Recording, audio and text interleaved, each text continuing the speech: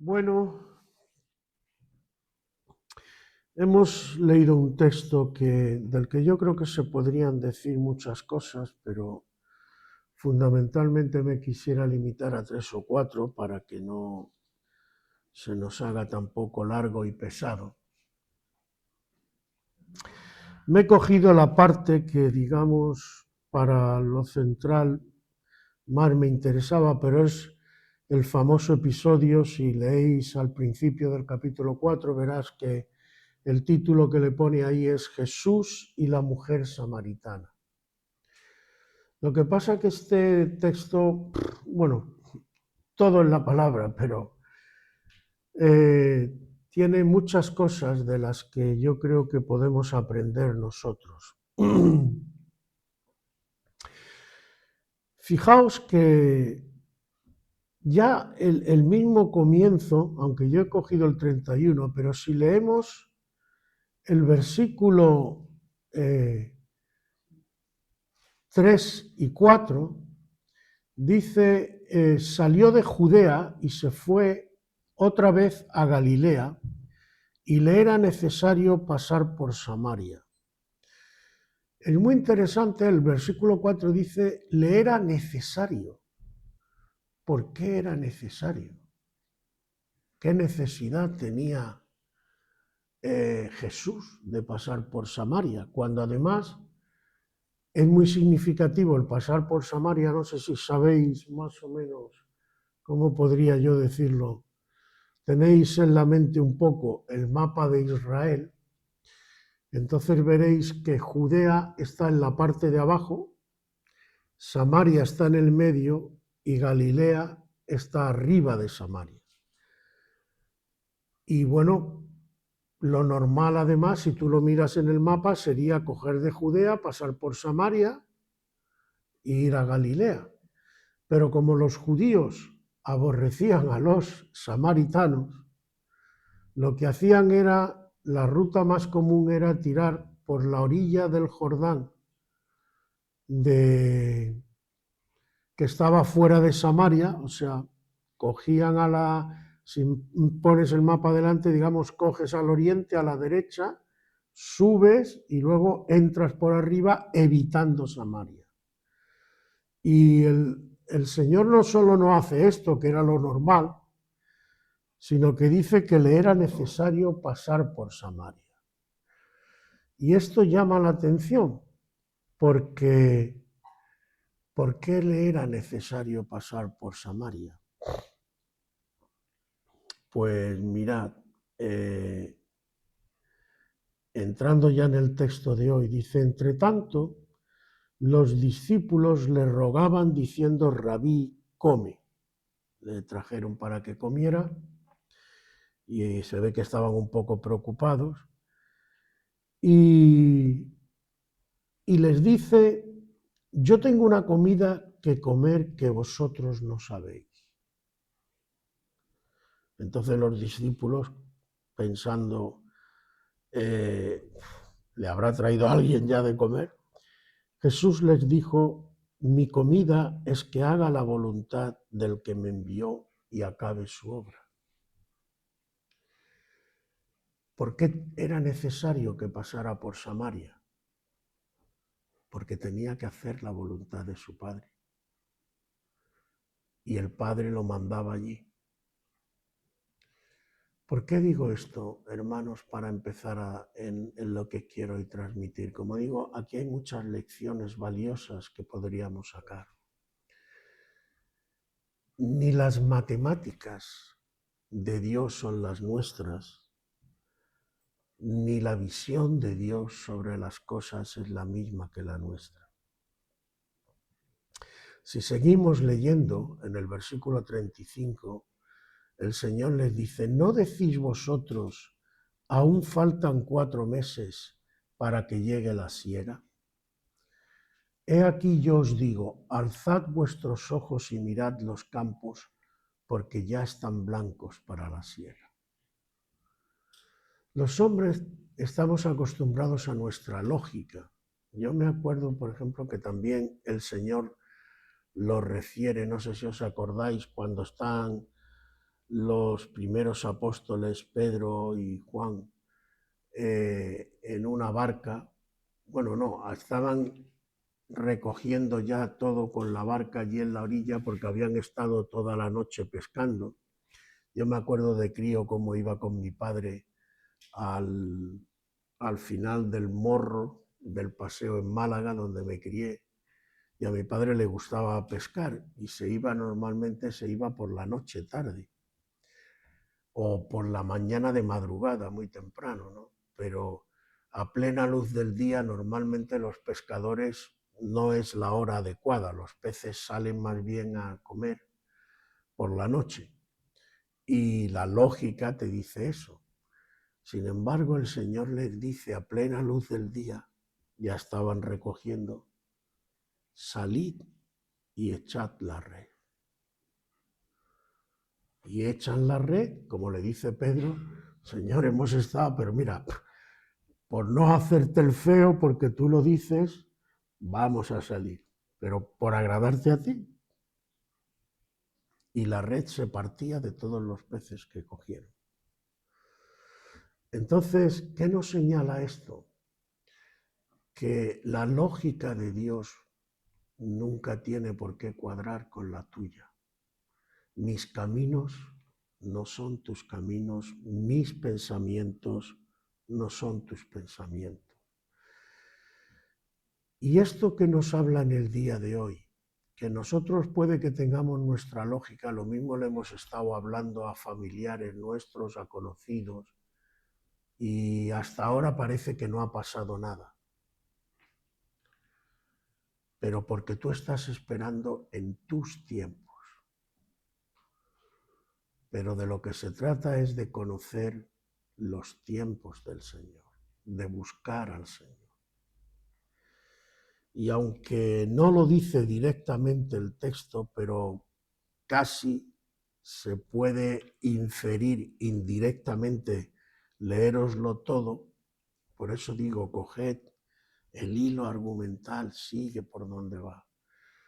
Y se puede inferir que según la costumbre del Señor incluso, no sería extraño que se hubiera pasado la noche anterior orando a su Padre y el Padre Celestial le hubiera dicho a Jesús, no, esta vez no te tires por el camino normal, métete por Samaria porque tienes algo que hacer para mí.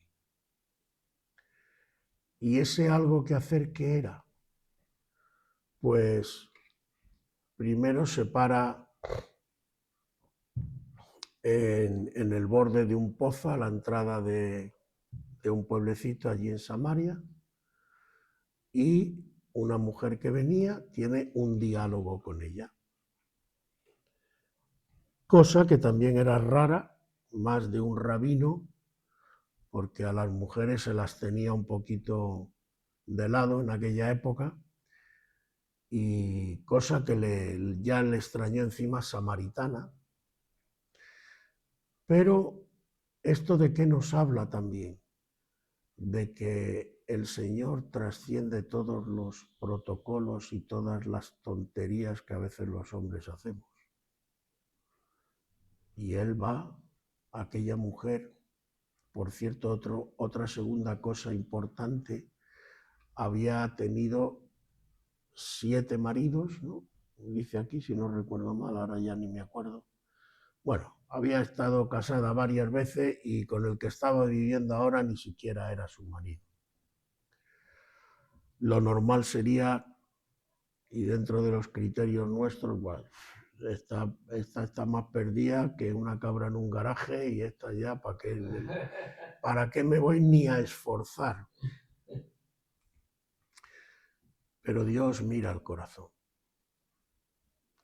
Y el Señor no le importó hablar con ella, transmitirle lo que su Padre Celestial quería que le transmitiera, porque era el tiempo de esta mujer. El problema es que nosotros a veces queremos entender y vemos por lo exterior. Y además juzgamos muchas veces con demasiada ligereza. Y el Señor claramente le da a entender a esta mujer y a nosotros. Nosotros juzgamos por lo externo, esta mujer es una banal, es una que lo único que hace es estar con uno o con otro. Pero esta mujer, por lo que da a entender el texto, tenía un problema. El problema es que no se sentía amada de verdad, que se sentía sola posiblemente y necesitaba tener a alguien, que había cometido errores, evidente, que había cometido pecado, evidente, pero no fue el Señor el que dijo: el que esté libre de pecado que tire la primera piedra. Entonces, el Señor lo que le hace ver a esta mujer es que estaba intentando llenar un vacío espiritual con cosas carnales. Y el Señor sabe cómo entrarle. ¿Esto a qué nos lleva? Otro punto importante. Y esto es para cada uno de nosotros. Tenemos que pedirle al Señor que nos dé sabiduría y palabra para cómo hablar a otros. Lo importante al testificar no es que tengamos palabras excelentes, no es que sepamos mucha teología, ni siquiera que sepamos de memoria y repitamos como un papagayo versículos de la Biblia. Lo importante es que tú le pidas al Señor y le digas: Señor, yo no sé lo que hay en el corazón de esta persona, pero tú sí. Dame la palabra que le hable. Y cuando es el tiempo del Señor, como nos da a entender el texto en esta escena, que además esto es historia, no es una parábola, es algo que ocurrió realmente. ¿Y cuál es el tiempo del Señor? Tampoco es tan difícil de saber. Cuando ese corazón está preparado para recibir. Lo que pasa es que cada uno tenemos unas particularidades, unos dones, un carácter, una forma de ser, y hay gente que a lo mejor está preparada en 2 meses y hay gente a la que el Espíritu Santo, para hacerle entender algo, necesita años, en algunos casos hasta décadas. Es famoso, por ejemplo, la anécdota de que la madre de San Agustín estuvo orando por 20 años por el hijo, que era un perdido, un juerguista, un mujeriego, y hasta que se convirtió y el Señor le tocó, estuvo orando 20 años, pero al final Dios le tocó. Y lo mismo con nosotros. Sobre todo cuando nos acercamos a familiares o a conocidos o amigos que además a lo mejor apreciamos, queremos, pero que nos gustaría que se convirtieran ya. Y tú ves que a lo mejor no pasa nada. Eso no significa que Dios no esté obrando. Dios a veces es más lo que hace sin que se vea que lo que hace visiblemente. Dios trabaja los corazones, pero a veces nos cuesta. Nos cuesta, es así de sencillo. Hay gente que está muy pillada por muchas cosas, por lo que ha vivido en su educación, por lo que, por cierto, la niñez marca mucho, por tu forma de ser, tu carácter, por tu cultura, por experiencias que ha vivido. Hay experiencias que marcan de tal punto que te pueden dejar completamente trastornado. Si os acordáis, los americanos que fueron a Vietnam, volvieron muchos completamente que no se podían ni adaptar a la vida normal, de los traumas que habían vivido. Satanás aprovecha mucho todo este tipo de cosas. Y sobre todo a lo mejor nosotros, por ejemplo, en estos tiempos que estamos viviendo, decimos como le dice el Señor, oh, falta mucho para que esto, para la siega. Y el Señor les dice, alzad vuestros ojos y mirad los campos, porque ya están blancos. El Señor está trabajando ahí fuera. Y la pregunta, y nosotros que somos una congregación pequeñita, a veces decimos, bueno, ¿qué fuerza podemos tener nosotros? ¿Cómo vamos ahí a convertir a tanta gente?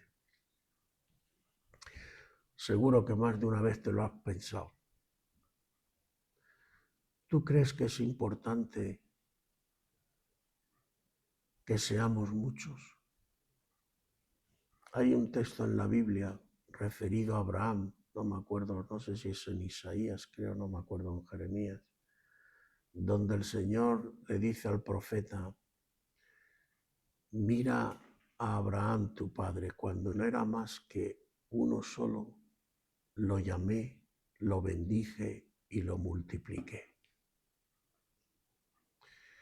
El Señor con una canasta, 5 panes y 2 peces, alimentó a 5.000 personas.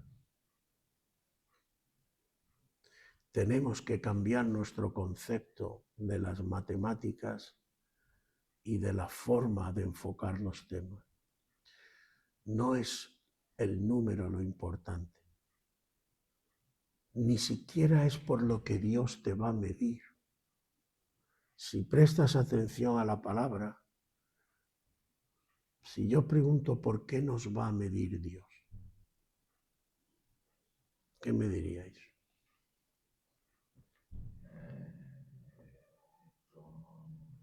Bien, buen siervo y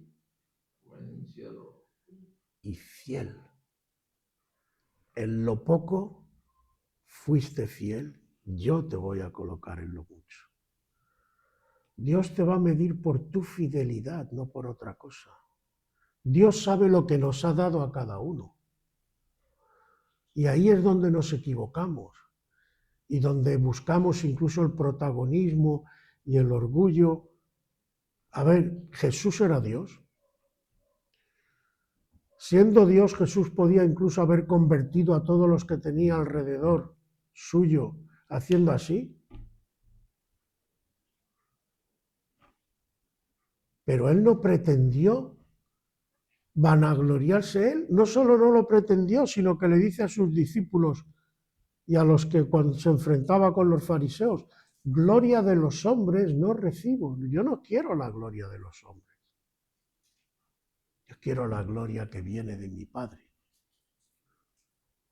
Y para recibir la gloria que viene de mi Padre, yo no necesito exhibirme públicamente. Mi Padre ve en lo secreto. A mí lo que me tiene que preocupar es ser fiel a lo que Dios me ha dado. Porque por eso me va a medir Dios. Si Dios me ha dado capacidad, pongamos, para que se conviertan 3, y tú conviertes a 5, Dios te va a alabar. Pero si Dios te ha dado capacidad para que se conviertan 500 y tú conviertes a 100, y esto de convierte, por supuesto, entre comillas, ¿quién está faltando? ¿Me captáis la idea? Sí. Lo importante, hermanos, es que seamos fieles a Dios. Yo creo, no sé cuándo ni a lo mejor mis ojos no lo ven, pero sinceramente yo creo que porque conociendo el carácter de Dios, tiene que venir una última campaña al menos, antes de que todo esto se vaya al garete, donde muchos puedan ser salvos. Yo creo que Dios va a levantar siervos suyos, ungidos. Y posiblemente no sabemos nosotros, quizás aquí mismo, puede que recibamos a muchas personas. La pregunta no es si Dios es capaz en un momento dado de llenar esta iglesia, y llenar 8 locales como este más. La pregunta sería, ¿qué vamos a hacer con ellos?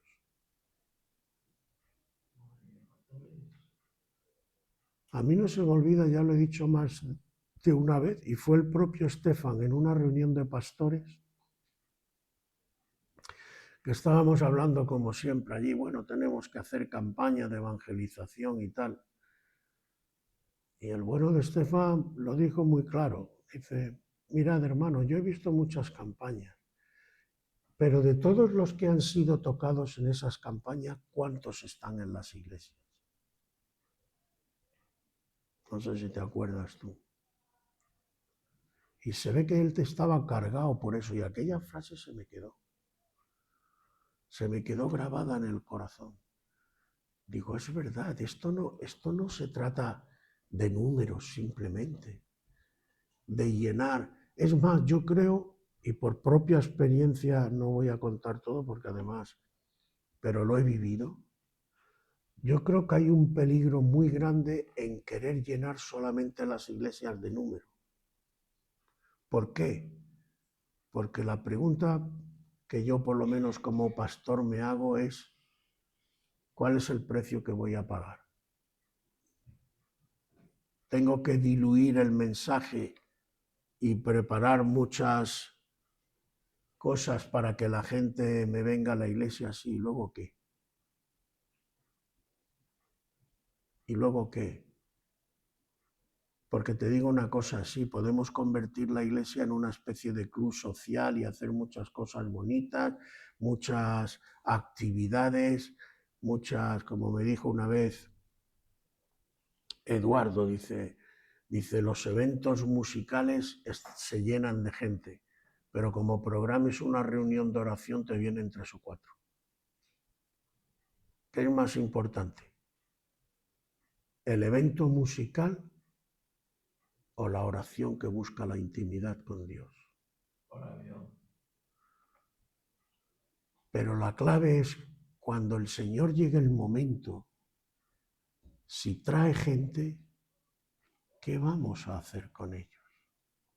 ¿Cómo nos vamos a comportar? ¿Cómo los vamos a tratar? Si te llega gente, el otro día os dije que era necesario que pidiéramos dones. Pero ¿para qué tenemos que pedir dones? ¿Para decir yo tengo el don de sanidad, yo tengo el don de no sé qué? No, hermano. ¿Qué va a pasar cuando llegue uno completamente esclavo de algún vicio? ¿Qué va a pasar como yo he visto en Foncalén, gente que ha vivido una niñez y están rotos?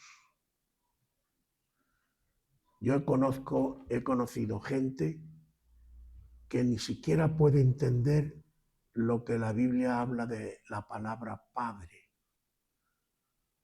porque no ha conocido más que maltratos de niño. Tú le nombras la palabra padre y se te lanza como si fuera un tigre.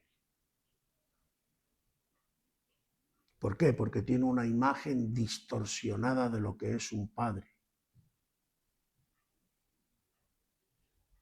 ¿Qué va a pasar con la criatura que ha vivido una niñez donde lo han tratado como si fuera menos que uno de los muebles de la casa? ¿Qué trato le vamos a dar? ¿Cómo lo vamos a enfocar? Otro punto importantísimo, porque a veces pensamos que cuando Dios salva, salva tu alma de caer al infierno. No, perdona. Dios te salva a ti, espíritu, alma y cuerpo. ¿O no está escrito de qué sirve que si viene a ti un necesitado y tú le pegas un golpecito en la espalda y le dices, anda, que el Señor te bendiga y que te lo vaya bien? Si tú tienes para darle y no le das, otra cosa es que no tengas.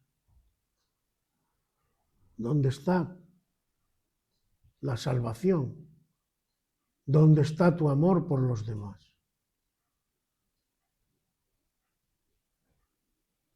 Y no dice la palabra del Señor en otro sitio: ¿cómo puedes decir que amas a Dios a quien no ves cuando a tu hermano que tienes al lado lo odias? Tu amor a Dios de verdad se manifiesta en tu amor a tu prójimo. Pues es que es lógico. Esas son las cosas importantes para Dios. Por eso mucha gente se confunde con Dios. ¿Qué dice Isaías? Que ese sí que te lo deja claro. Estoy de vuestras solemnidades, dice el Señor, hasta el gorro ya. Me venís, me hacéis ayuno, me cantáis los sacerdotes y tal, pero a la viuda me la tenéis abandonada. A los huérfanos están los pobres que ya no saben dónde meterse. Y vosotros enriqueciéndoos a costa de los humildes.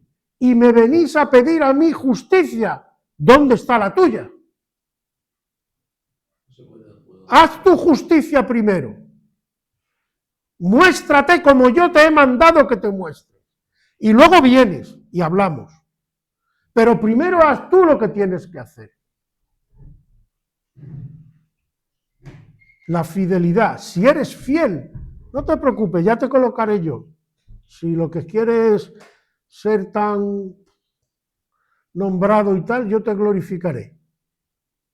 Pero empieza por donde tienes que empezar. Verás como de camino, además, se te quitarán muchas tonterías, porque te darás cuenta que lo verdaderamente importante no es la vanagloria. Eso es lo que quiere Satanás. Porque en realidad Satanás, ¿qué es lo que quiere? ¿Ser como Dios? No. No, porque si quisiera ser como Dios, imitaría a Cristo. Lo que quiere es ser Dios él. Estar en el trono de Dios, ser él quien sea alabado, quien sea glorificado y ser él quien maneje el cotarro. Eso es lo que Satanás quiere. Y nosotros caímos en su trampa. Pero Dios resulta que si tú quieres ser como Dios, mira tú por dónde. Es que Dios no es así.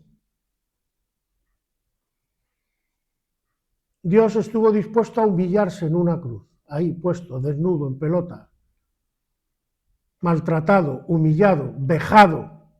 Se burlaron de él, le escupieron, le arrancaron pelos de la barba, le destrozaron la espalda. Porque aquello no fue simplemente... Los flagelos tenían unos ganchos en la punta que cuando tiraba para atrás te arrancaba el pellejo y te arrancaba trozos de carne de la espalda.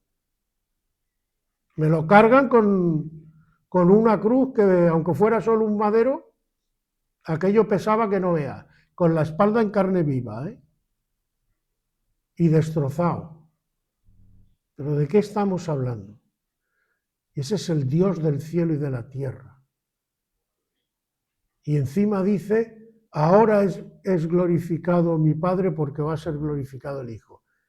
Y te están destrozando vivos, sí, claro, y ahora es glorificado. ¿Y cómo puede ser eso? Claro, mentalmente, humanamente, para el hombre es locura, por eso la propia Biblia lo dice. Si la Biblia no te miente, es clarísima. 1 Corintios capítulo 2, el hombre natural no puede entender las cosas que son de Dios, no puede, no tiene capacidad, su mente está obnubilada por la tiniebla de Satanás y juzga como Satanás, como el mundo. Pero cuando el Espíritu Santo te da luz, cuando el Espíritu Santo viene a ti y te cambia todos los esquemas, tú empiezas a ver, y lo ves muy distinto, claro que lo ves distinto. ¿Cómo que es glorificado el Señor cuando es crucificado? Claro. ¿Por qué? Porque ahí lo que brilla es su amor, su humildad, su paciencia, su dominio propio. ¿Quién es el guapo que aguanta todo lo que aguantó Jesús sin romperse. A mí cuando me dicen, es que eso de que Jesús es Dios, bueno, venga, pues si Jesús es un ser humano cualquiera, que aguante lo que aguantó Jesús. A ver, ¿quién lo aguanta? No hay nadie que aguante lo que aguantó Jesús.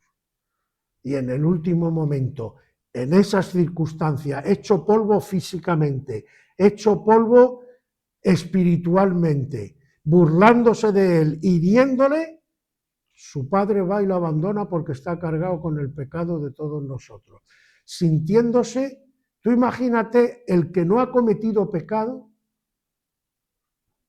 para el cual el pecado es repugnante, cargado con el pecado de todos nosotros. Es decir, imagínate que te cogieran a ti y te metieran en una fosa séptica lleno de toda clase de porquería.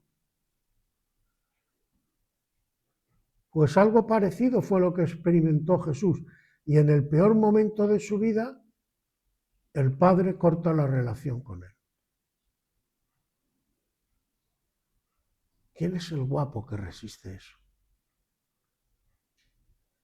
Y él mismo da testimonio, ahí no podemos decir nada, él no miente, dice, Dios mío, ¿por qué me has desamparado? Y me acuerdo que una vez, meditando en esto, le pregunté, Señor, ¿cómo pudiste resistir? Y la palabra fue clara que me vino a la mente, por la fe. Por eso Él es el autor y el consumador de la fe. Llevó la fe hasta lo máximo que se puede llevar. Confió en su Padre Celestial, incluso estando maldito, desamparado y en las peores condiciones. No hay quien tenga más fe que Jesús. Pero al mismo tiempo para nosotros, hermanos, y con esto voy terminando, ¿qué mayor garantía necesitamos? Te veas en las circunstancias que te veas, nunca te vas a ver peor que Jesús. Y Jesús es la garantía por lo que pasó, por lo que vivió y por su resurrección. Por eso la resurrección es tan importante. Es la clave de todo. De que tú nunca te vas a ver tirado. Pase lo que pase, si tú confías, tienes fe en tu Padre Celestial, sean cuales sean las circunstancias, el Padre te va a sacar. ¿Por qué? ¿Por nuestros méritos? No. Porque Dios se ha comprometido. Y mira que se lo pusieron difícil con Jesús. Pero Él había prometido, no permitirás que tu santo vea corrupción. Y lo levantó de los muertos. A Jesús hombre estamos hablando, evidentemente. Pero todo esto ¿a qué nos lleva, hermanos? ¿Qué es lo definitivo? Descansa en Jesús. Descansa en Dios. Y busca serle fiel. Y ser utilizado. Eso sí, aprovecha. Y como te he dicho, búscale, dile, Señor, ayúdame. Y si tienes en mente algún conocido, algún amigo, algún familiar o lo que sea, no busque convencerlo con teología. Si el Señor te da un discurso teológico, tampoco lo rechaces.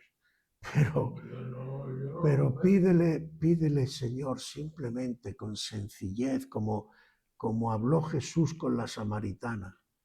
Dame alguna palabrita. Inspírame, Señor. Y lanza la palabra y deja que el Señor haga. Y casi seguro que te vas a sorprender. A lo mejor tú esperas que no va a pasar nada y te llevas la gran sorpresa. Pero en cualquier caso, hermano, merece la pena ser útil en los brazos del Señor. Merece la pena que tu vida puedas ser un foco de bendición para otros. Que los demás puedan ver en ti que tú realmente quieres lo mejor para ellos y no simplemente una religiosidad barata donde cumples un papel y ya está. No, hermanos. Eso creo que es lo más alejado. Es más, es contra lo que luchó Jesús. ¿Qué batalla tenía con los escribas y fariseos? ¿Qué era la palabra que más usaba el Señor sino hipócritas? Aparentar, no sé qué vamos a aparentar. ¿Hay alguien aquí que sea Superman? No. Que no haya sido perdonado, limpiado con la sangre del Cordero y que no haya metido la pata más de una vez.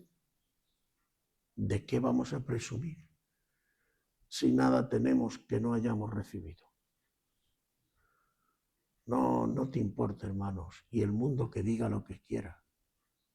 Si el mundo nos juzga de 20.000 maneras y no tiene ni idea muchas veces ni de lo que está juzgando, ni nos conoce, ni sabe realmente cada uno lo que siente, lo que piensa, la experiencia de cada uno. El mundo siempre te va a poner etiquetas de todo tipo, según le interesa al mundo. Tú haz caso de tu Padre Celestial. Y Él te ama. Y Él ha pagado ya por ti. Amén.